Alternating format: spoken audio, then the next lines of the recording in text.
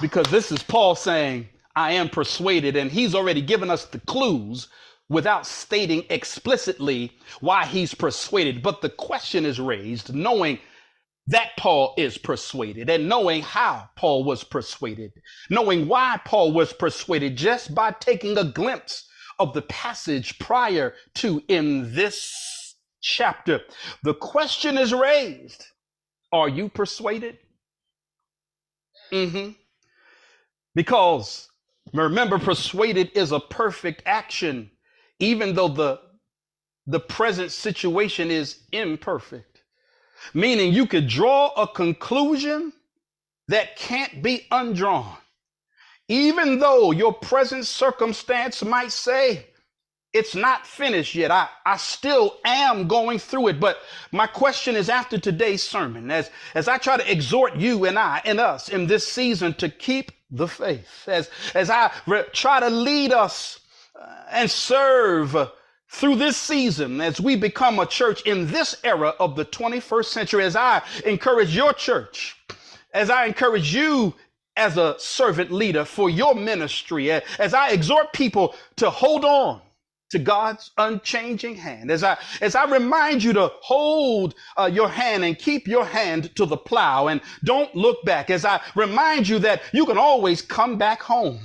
There's door always open and there's no questions asked. As you pick up your faith, as you in this season privilege reading the scriptures, as you remind yourself that you need daily devotion, as you remind yourself God's not finished, as you continue to preach to yourself and encourage yourself in the Lord that he who began a good work in you will bring it to completion to the day of Jesus Christ. I'm trying to help you and encourage you. Are you on your feet yet? Are you shouting yet? Are you saying, I needed this word yet? Well, here's the question. Are you persuaded? If so, that's a good thing. But if not, if you need a little bit more help, I want you to tune in next week. Tune in fact, at the 10:45, because if you are not persuaded yet, let me give you a reason to persuade. I got more to this sermon. It looks like Reverend Toby Sanders. It looks like I got a whole nother sermon to preach next week. I may, in fact, be preaching part 2 of Romans chapter 8. But let me try to persuade you of this here. Can I call the roll? I heard Reverend Jackie say it, but I want to know from those on Twitter, can I call the roll? I know that I hear it with Reverend Jackie, but I want to know for the people on Zoom, can I call the roll? How about the people on Facebook? Can I call it? If you're listening to this live, can I call the roll? If you're listening to this later, can I call the roll? The Bible is a reason why you ought to be persuaded, because it's one of his blessings. It's the word, and everything in that is what you need to read and glean from in order to face what you're going through. Are you persuaded? Because if not, just remember his mercy and his grace. The mercy that you did not deserve that he gave you, because you know you did something that you ought to be convicted of, but God gave you mercy, meaning I won't give you what you deserve. I'll give you mercy instead, and grace, which is the goodness that we don't deserve that God gives us. Are you persuaded? Because God's given you the ability to fast and pray, meaning fasting, you can control your appetite for the things that are not good for you through fasting. And you can pray, meaning on all occasions you can have a little talk with Jesus. And as the Black church theologically and eloquently stated, just a little talk with Jesus makes everything all right. Are you persuaded? Can I call the roll?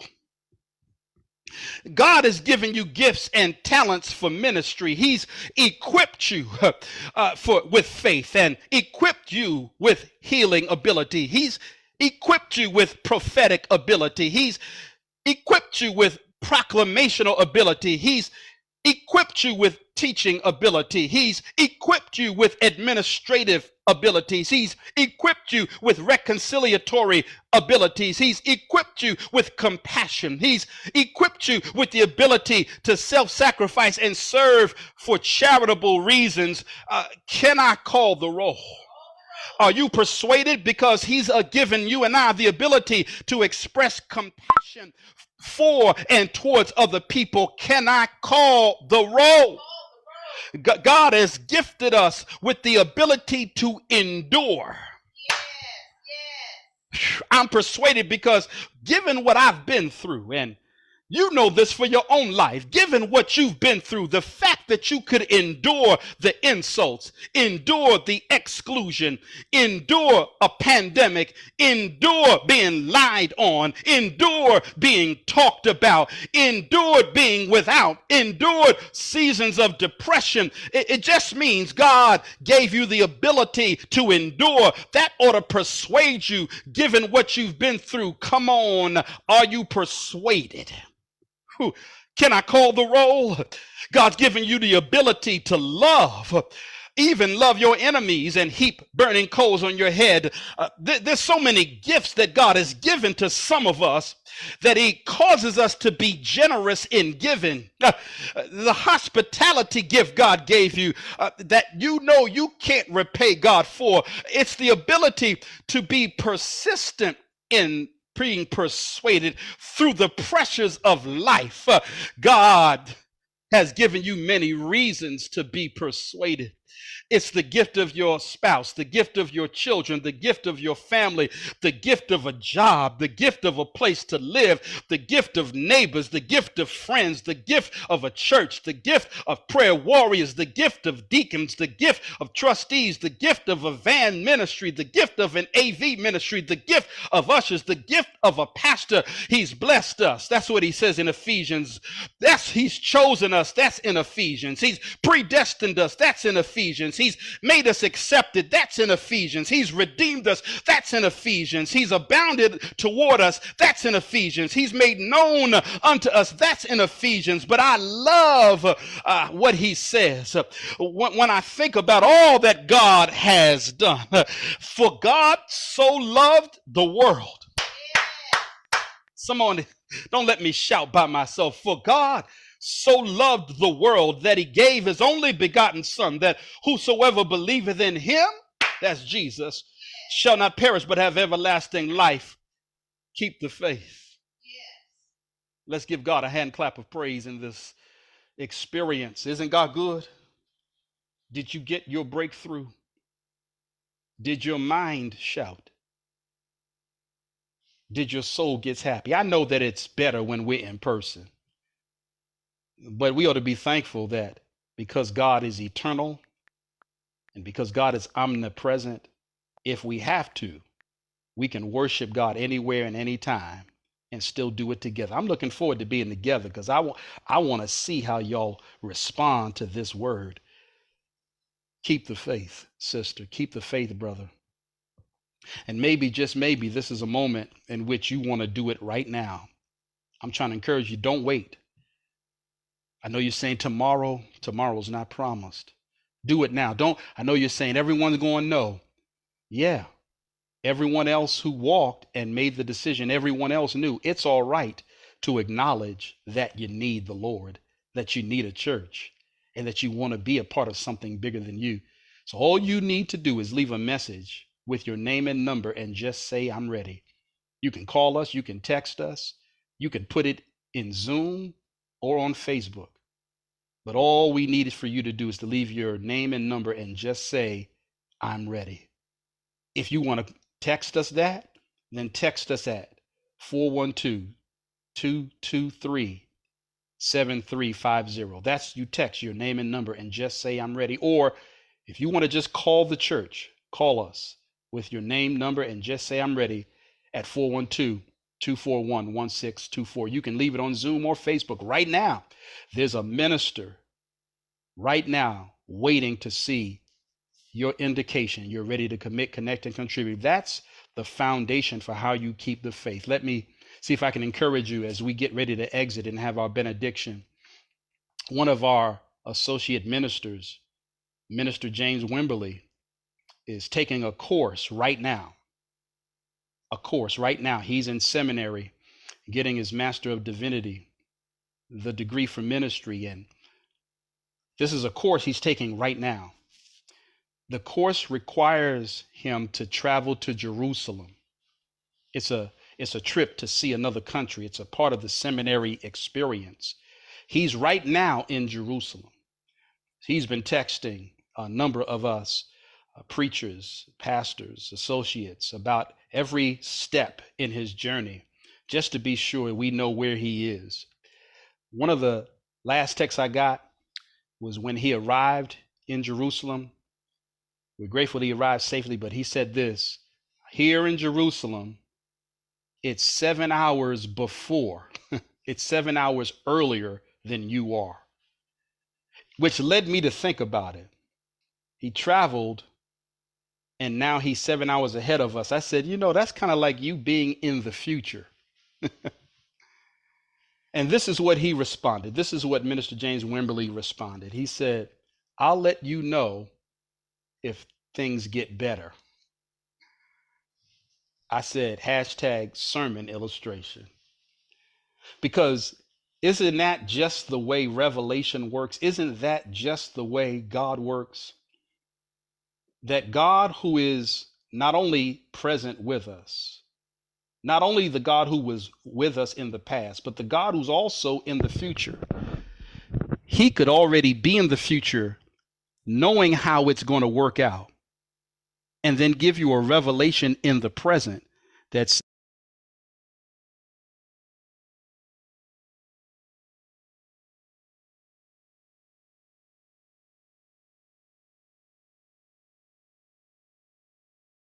your future is, it's going to be all right. I'm saying, even before in the future, that alone is enough reason to have faith, to keep the faith, to say like Paul, I am persuaded. God, we ask that you would lead, bless, and guide, convince and convict, lead someone to commit, connect, and contribute.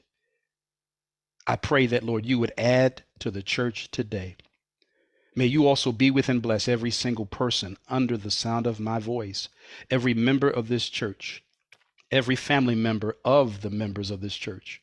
I pray for and lift up every senior, every adult, every young adult, every teen, every preteen, every adolescent, every child, every baby, every family, every single person, all those who are going through times of grief and sorrow and difficulty. God, Lord, lead and guide. And I pray that right now may it be the case. We have reason to shout with the angels in heaven who are rejoicing for those who have given their life to the cause, to committed their life to Christ, and now connected with Baptist Temple. It is in Jesus' name I pray. Amen. Grace and peace, beloved. If you're ready to commit, connect, and contribute, you can still do so at this time. And so, beloved, just say grace and peace to one another. And we'll see you at 10:45. Don't forget as well the landing spot, which happens in between our two services at 9:30. 9:30, the landing spot is a unique fellowship, discipleship experience where you could learn and teach about the word using the sermon as a foundation. Join them at 9:30. The information will be on the chat as how to join on Zoom only. But let's say grace and peace to one another. Let's tell one another this too. Keep the faith. If you got your breakthrough, let me know that you got your breakthrough. Let me know how you got your breakthrough. But for now, we'll see you next time, 10:45. If not the next service, then I'll see you next week, same church, same time. Grace and peace, beloved. Grace.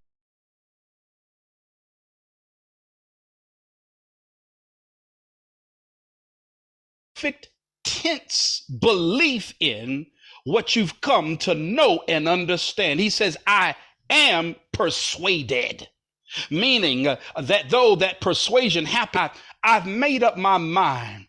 I won't doubt to the extreme where my faith won't be changed. And let me press this case a bit further, because in this new season, in this new year, as you're being challenged, as you're now having to confront things you've never had to confront. Let me say why also this state or this tense that Paul writes in is equivalent, because simply put, it's because of what Paul has been through.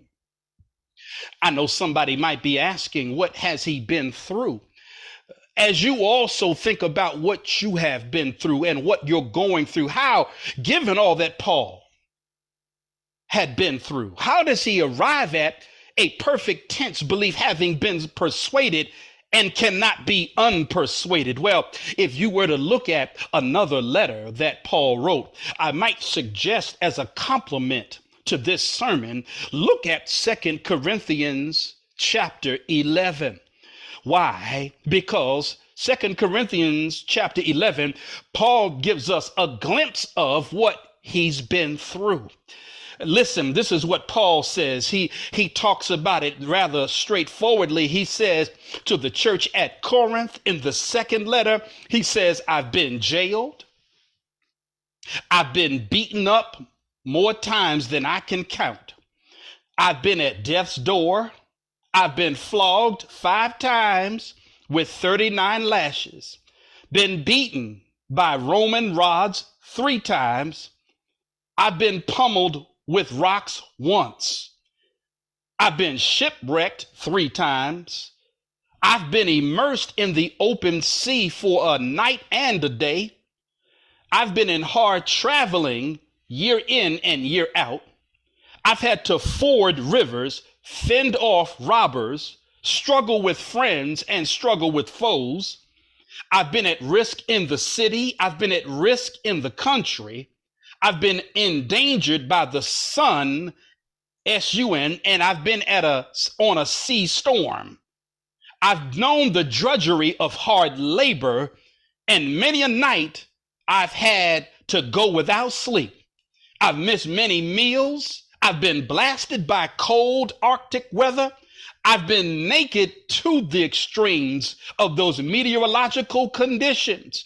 But even still, beloved, this ought to make you shout. This ought to give you encouragement in this new year. This ought to make you lean into your faith. This ought to make you get more grounded in what you believe and arrive at the moment that, like Paul, you could say, I am persuaded and I can't be unpersuaded. Because if Paul has been jailed, if he's been beaten more times than he can count, if he's been at death's door, been flogged 5 times with 39 lashes, if he's been beaten with rods and pummeled with rocks, if he's been shipwrecked 3 times, if he's been immersed on the open sea night and day, if he's traveled year and out, if he's had to ford rivers, fend off robbers, struggle with foes and friends, been at risk in the city and the country, endangered by sun and sea storm, if he's been betrayed by brothers, having to work later, being lonely at night, can't get to sleep, miss many a meal, blasted by the cold, naked to the weather. If Paul could endure all of that and still write to the church at Rome, I am persuaded. Surely there's somebody who could find inspiration in this, in giving that all you've gone through. And let me juxtapose this perfect tense, because this perfect tense is a tense to convey a completed action from the past that carries over into the present and the future, meaning what has happened can't be undone. But I need to juxtapose that versus the imperfect tense. The imperfect tense is a tense whereby there's an ongoing action in the past, meaning you could be going through something ongoingly, and what you're going through is incomplete or imperfect, but still have a perfect tense persuasion. Meaning, what I'm going through may not be finished yet, but I'm still persuaded. Meaning, I haven't come to the finish line yet, but I'm still persuaded. I still got to face it tomorrow, but I'm still persuaded in advance. Meaning that I still got to confront it, but I'm still persuaded. Let me let you know the power of being persuaded before you get through it is because being persuaded about what you know and what you believe will be a very anchor and a power for what you got to face until the incomplete circumstance is completed. Am I preaching to anybody yet, or am I just preaching to myself? This Paul says, I am persuaded. That already lands on pastor as soon as you see persuasion, because I know the connection to rhetoric. But furthermore, I love that he uses the perfect tense to convey an understanding and a belief that's completed from the past that carries over into the present and to the future, even though the circumstances and the situation may be imperfect. Somebody ought to get somebody. Somebody ought to tag somebody. Somebody ought to text somebody. You ought to be telling them you need to hear this. Somebody ought to be thinking, I may need to commit, connect, and contribute because this is the day that the Lord has made. Can I preach? Can I press on? Did you get that? Because I love this, because Paul is persuaded. But the question is raised, how was Paul persuaded? Or why was Paul persuaded? Can I preach it? Then get out your way. Can I make your mind shout before your soul gets happy? If so, somebody say, teach, pastor. The question is raised, how did Paul come to be persuaded? Why is he persuaded? Well, to do that, you'd have to go back in the book of Romans itself. In particular, you only have to go back to the previous verses in chapter 8 itself. Romans chapter 8 is a powerful passage. Everyone should know it. Every preacher should understand it and preach it and teach it. But if you want to understand why he's persuaded, that which he says in verse 38, all I do is recommend, just look back a few verses in that same chapter. Look at verse 18, Romans chapter 8, verse 18, and you will see this. Paul says simply this, for I reckon that the sufferings of this present age are not worthy to be compared to the glory which shall be revealed in us. Stop right there. What you've got to appreciate, what I'm trying to help you get marinated in your spirit, what I hope gets impregnated in your mind, why I hope you get to the point of being persuaded that you can't be unpersuaded, why I want you to have a foundation for keeping the faith, is because Paul is telling us, here's how I'm persuaded. It's because I understand comparatively the present sufferings when compared to the future revealed glory. Whew. Paul's going deep here, so put on your scuba gear, because he's making a comparative analysis that leads to a constructive hermeneutic. He's saying, when I compare my present sufferings, I'm saying the sufferings are real. What I'm going through right now is real. The sufferings cannot be denied in the present, but I'm not going to offer or render an ultimate judgment of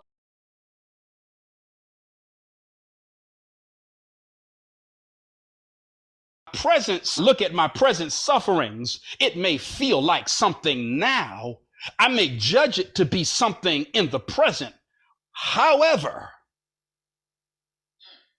when I look at my present sufferings in light of what God will reveal and what God will do, what God does when he reveals will make me reflect back on what I've been through.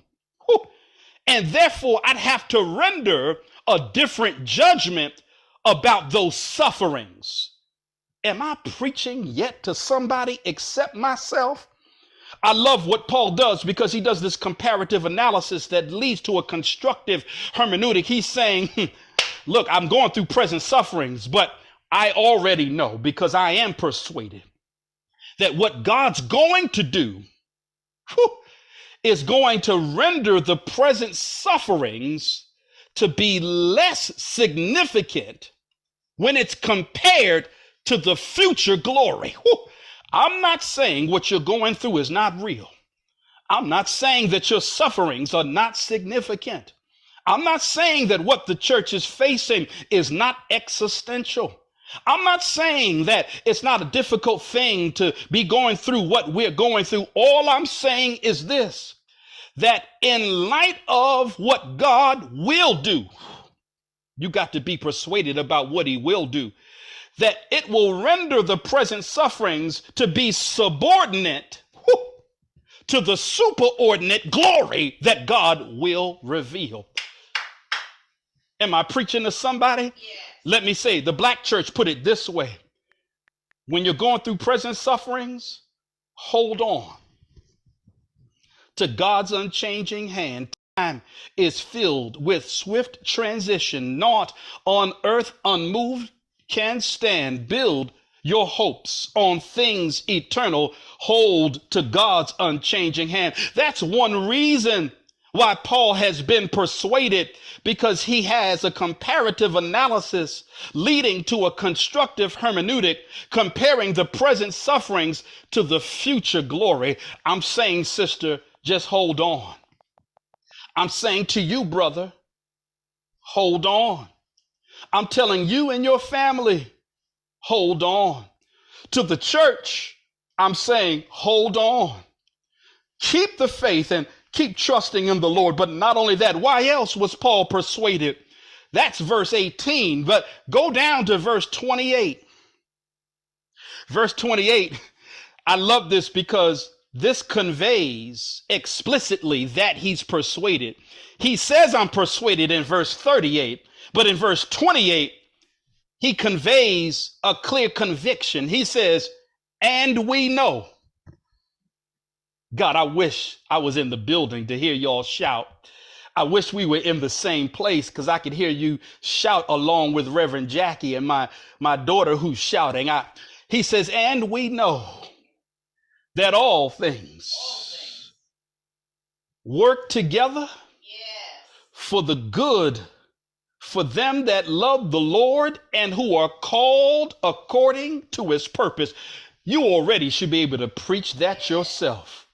You already ought to be able to teach that yourself. This could be the scripture that you marinate on for this season in this new year, that you've got to know that God has the ability to coordinate for your good.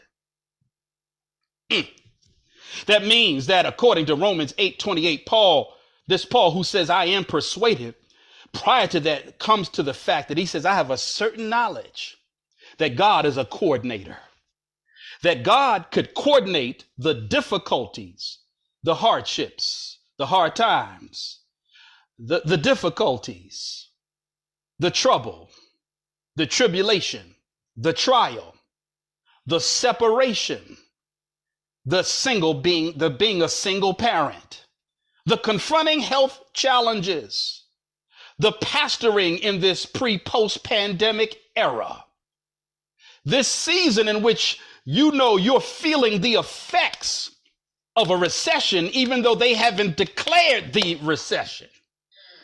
Being alone because you've lost a significant other, and many significant others having to face decisions about the health care of another. Somebody knows about the difficulties.